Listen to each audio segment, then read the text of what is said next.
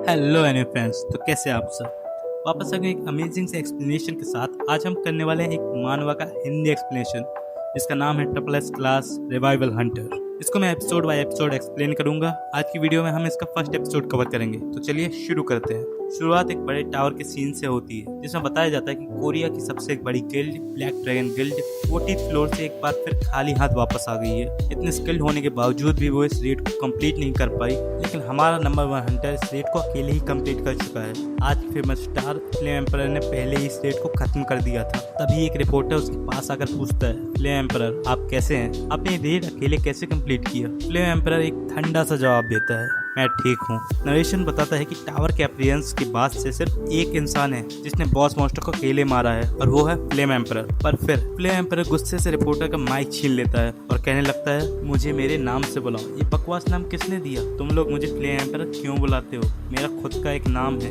इस दुनिया में फ्लेम एम्परर जैसी कोई चीज होती भी है क्या? अगर तुम्हें मुझे कुछ बुलाना ही है तो फ्लेम रिटायर्ड किया कि क्यों नहीं बुलाते? इतने में एक लड़का अपने कमरे में बैठा ये सब देख रहा होता है। फ्लेम एम्परर गुस्से से कहता है, अगर मुझे वो कमीना मिल गया जिसने मुझे ये नाम दिया है तो मैं उसे जान से मार दूंगा। वही लड़का स्क्रीन के सामने सोचने लगता है, क्या जीवन है ये जिसमें जो चाहे वो कर सकता है, जो चाहे वो बोल सकता है। इंटरनेट पे लोग फ्लेम एम्परर की तारीफ कर रहे होते हैं, कितना पावरफुल है ये, कितना कूल है ये। लेकिन एक ही आदमी बार बार लिख रहा होता है, मुझे भी फ्लेम एम्परर जैसा बनना है, मुझे भी फ्लेम एम्परर जैसा बनना है। बाकी लोग सोचने लगते हैं, ये कौन पागल है जो एक ही बात बार बार रिपीट कर रहा है। पर वो लड़का अपने ही ख्यालों में खो जाता है, मुझे भी उसके जैसा बनना है। लोग उसकी बात ध्यान से सुनते हैं, उसके पास पैसे हैं। सच कह रहा हूँ, मुझे उससे जलन होती है। अगर ये दुनिया एक नोवेल होती तो फ्लेम एम्परर इस नोवेल का मेन कैरेक्टर होता और मैं बस एक साइड कैरेक्टर। तभी रिपोर्टर फ्लेम एम्परर से पूछता है, आप नए हंटर्स के लिए कुछ कहना चाहेंगे जो आपसे इंस्पायर होकर हंटर बन रहे हैं? नरेशन बताता है कि फ्लेम एम्परर सिर्फ 20 साल की उम्र में टावर में घुसा था। ब्लैक ड्रैगन गिल्ड जो 10 साल से बॉस मॉन्स्टर को मारने की कोशिश कर रही थी, उसको सिर्फ 1 महीने में हरा दिया। फ्लेम एम्परर कहता है, ठीक है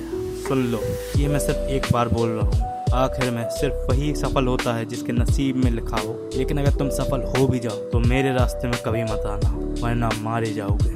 वो रिपोर्टर्स को इग्नोर करके चला जाता है। वो लड़का ये सब देख के और भी ज़्यादा फ्रस्ट्रेटेड हो जाता है। अगर मेरे पास भी फ्लेम एम्परर जैसा टैलेंट होता तो मैं भी एक छोटे से अपार्टमेंट में नहीं रह रहा होता। कोई भी मुझे एफ रैंक हंटर जैसा नहीं देखता। गुस्से में वो दीवार पर लगे न्यूज़पेपर को चीर देता है और सोचने लगता है, मुझे भी इवॉल्व होना है, मुझे भी फ्लेम एम्परर जैसा बनना है। तभी उसके ऊपर एक गोल्डन लाइट चमकने लगती है। वो शॉक हो जाता है। ये लाइट मैंने वीडियोस में देखी है, जब किसी की पावर जागती है तब ये लाइट आती है। क्या मुझे एक स्किल कार्ड मिलने वाला है? उसके सामने एक गोल्डन स्किल कार्ड आता है और स्क्रीन पर लिख कर आता है, टावर ने आपको चुना। वो एक्साइटेड होकर सोचता है, टावर जब किसी को चुनता है तो उसे एक अचीवमेंट स्किल मिलती है। अब मेरा टाइम आ गया। जब वो कार्ड उठाता है, स्क्रीन पर लिख कर आता है, क्रिएटिंग कार्ड स्किल। और जो स्किल उसे मिलती है वो होती है, I want to become just like you, S+ rank skill. इसका इफेक्ट ये है कि अगर तुम मर जाते हो तो तुम अपने एनिमी की एक स्किल कॉपी कर सकते हो रैंडमली, लेकिन उसके बाद तुम परमानेंटली मर जाओगे। उसकी आंखें फटी की फटी रह जाती हैं। क्या ये कैसी घटिया सी स्किल है, मैं मर जाऊंगा? वो जोर से चिल्लाता है। और फिर चैप्टर 1 एंड हो जाता है। इसके बाद चैप्टर 2 की शुरुआत में बताया जाता है कि जैसे ही वर्ल्ड में टावर अपीयर होने लगे थे, ये दुनिया के किसी भी कोने से दिखने लगे। जिन लोगों के पास खोने के लिए कुछ भी नहीं था, उन्होंने सबसे पहले टावर में एंटर करके देखा कि अंदर क्या है। हर फ्लोर एक अलग दुनिया जैसा था, मॉन्स्टर से भरा हुआ। कुछ लोगों को टावर्स ने सिलेक्ट किया क्योंकि उनके पास स्पेशल स्किल्स थी। और जब ये न्यूज़ फैली तो हजारों लोग टावर के पास इकट्ठा होने लगे मॉन्स्टर से लड़ने के लिए। जब मैंने फ्लेम एम्परर को पहली बार देखा तो एक हंटिंग ग्राउंड में लड़ रहा था। उसकी हर एक मूव ऐसे लग रही थी जैसे कोई डांस कर रहा हो, जैसे नटराज की मूर्ति जिंदा हो गई हो। वो एक भयंकर अवतार लग रहा था, एक देवता जो सिर्फ विनाश के लिए आया हो। तभी एक आवाज़ आती है, मिस्टर मैनेजर क्या हम कुछ और देख सकते हैं? मैनेजर कहता है, क्यों, कोई प्रॉब्लम है क्या? तुम्हें फ्लेम एम्परर पसंद नहीं है क्या? लड़का बोलता है, नहीं नहीं ऐसा नहीं है, और टेबल पर सर रख के वो लेट जाता है। ये वही लड़का है जिसे इंसानियत की सबसे ज़्यादा ज़रूरत है, जो अनलकी होने के बाद भी जीने की कोशिश कर रहा है। मैनेजर गुस्से में बोलता है, क्या गधा है, नशे में आकर बकवास किए जा रहा है? लड़का बोलता है, मेरी बात सुनो, कल मुझे एक S+ स्किल मिली थी जो बिल्कुल बकवास थी। अगर मैंने उसे यूज़ किया तो मैं मर जाऊंगा। ये स्किल इतनी बेकार है कि मैंने हंटर एसोसिएशन में रिपोर्ट भी नहीं की। क्योंकि मुझे शर्म आती है कि मेरे हाथ ऐसी घटिया सी स्किल लगी है। मैनेजर गुस्से में कहता है, सुनो उल्टी बाहर जाके करना।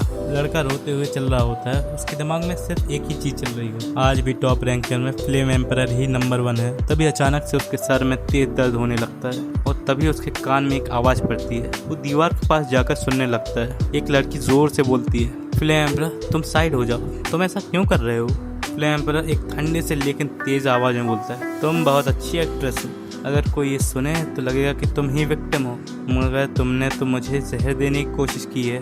ये स्टमक एसिड है ना जो तुम मेरे खाने में मिलाने वाली थी। अगर मेरे पास ये स्पेशल स्किल ना होती तो तुम मुझे मार चुकी होती। तुम्हारे मुंह से निकली हुई बातें भी तुम्हारा झूठ नहीं छुपा सकती। फ्लेम एम्परर जहर की बोतल को तोड़ देता है। सेंटेंस शांत रखने की कोशिश करती है, ये एक मिसअंडरस्टैंडिंग है, मैं सिर्फ तुम्हारे साथ टावर की रेड करना चाहती थी। फ्लेम एम्परर हल्की सी मुस्कुराहट के साथ बोलता है, मैं भी पहले ऐसा ही सोचता था लेकिन मैं गलत था।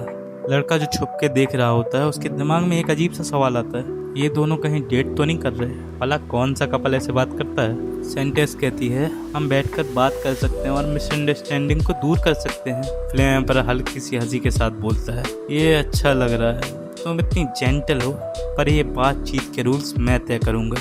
तभी फ्लेम एम्परर कहता है, मैं क्वेश्चन पूछूंगा, तुम सिर्फ हाँ या ना में सिर्फ हिलाना। मुझे झूठ पकड़ने की स्किल है, तो ध्यान से जवाब देना। अगर तुम सच बोलोगी तभी तो मैं एंटीडोट दूंगा।